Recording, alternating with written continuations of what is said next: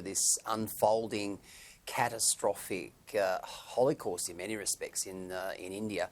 And I refer to the Fin Review front page. We'll also have a look at the Courier Mail and the Sydney Morning Herald, which also have this story on their front page. PM's crisis aid for India. Up to 9,000 Australian citizens and residents will remain stranded in India for at least 3 weeks after the federal government shut down all flights into Australia while joining global relief efforts to help the coronavirus-ravaged country.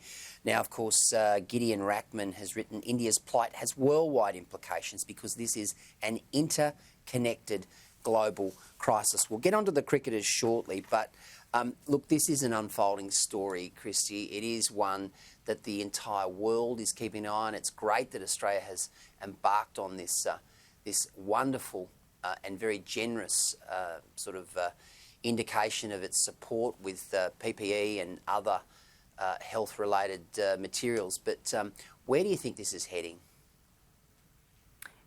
It's terrible, the footage coming out of India, Gleeso. I saw just about the most disturbing footage that I've seen in quite some time, where it was a rail truck coming down some railway in Mumbai carrying oxygen tankers. And one of the news channels broadcast that the deserted railway station, which we know in India is usually teeming with hundreds of thousands, deserted city of Mumbai with oxygen tankers coming down the middle of it on the back of an open rail carriage. Very, very disturbing. And of course, Melbourne in particular has a significant population of people of Indian heritage, and many of those 9,000 Australians, citizens stuck in India from Melbourne, and certainly they're from other places. That I know there's a significant Indian population in Sydney as well. So Australians are worried for their family members who are still stuck in India.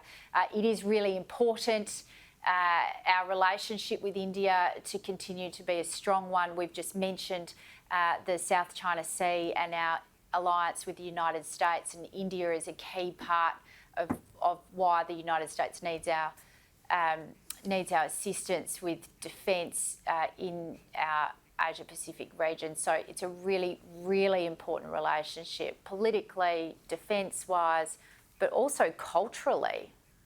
Yeah, and you mentioned that cultural nexus between the two countries, and nothing is as paramount when it comes to that cultural nexus as in our cricketing history.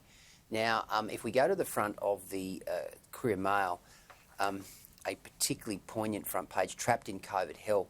Bodies piling up in Delhi as Australia slams border shut, leaving cricketers stranded amid unspeakable tragedy. Now, I really like tomorrow's Courier Mail editorial where it says, India's fight against a catastrophic outbreak is a stark reminder of the need to get our vaccine rollout right. And I think those are prescient words, Kristy. Absolutely. I think there is no better editorial in the country today, Gleeso, or coming in the papers tomorrow morning. It is a stark reminder that the Commonwealth and the states really need to start working together, stop blaming each other over hotel quarantine, and get on with the rollout so people cannot be frightened anymore that what is happening in India, and Australian families in Australia with relatives in India trying to get home cannot have a fear that that is also going to happen to them in this country.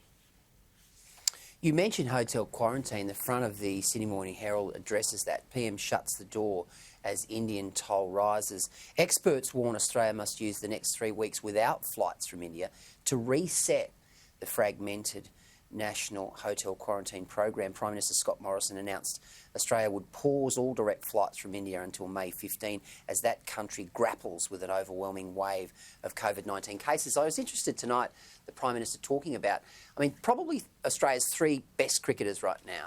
I refer to Steve Smith, Patrick Cummins and Dave Warner, stranded, marooned in India as a result of what's gone on with the clampdown on flights. We've already seen some IPL players who have been repatriated back to Australia, obviously doing that hotel quarantine duty. It really does bring into sharp focus, doesn't it, Kristy, the failures in our hotel quarantine system when you consider that, most of the community transmissions that we've seen in this country, the escalations in recent months, has been directly linked to hotel quarantine foibles. Well, they have. We've had an outbreak here in Western Australia. As you made a comment at the start of the show, I am now freed, but I haven't been. And this is the second outbreak caused by hotel quarantine. The Western Australian government received advice at the beginning of this month that that particular hotel, the Mercure Hotel, was not fit for purpose for hotel quarantine. That advice was not enacted upon. There was no action taken, and guests continued to be put up in hotel quarantine, even though Western Australia has one of the lowest rates of taking international arrivals. Now, some of that's based on population, some of it was based on the Western Australian government's reluctance and constant arguing with the Commonwealth over it. We now have this situation where the Premier of Western Australia seems intent to try to build a narrative around the federal government forcing people into hotel quarantine, but of course, it is a bit of a whitewash for not taking action on advice. He's saying the Commonwealth should use federal detention facilities. Many of us here in Western Australia say, well, you have Rottnest Island at your disposal, owned by the state government. Why don't you use that? So there is a lot of politics in this, and I think Australians just want National Cabinet, the states and the Commonwealth to get together, sort this out, and sort out the vaccine rollout at the same time.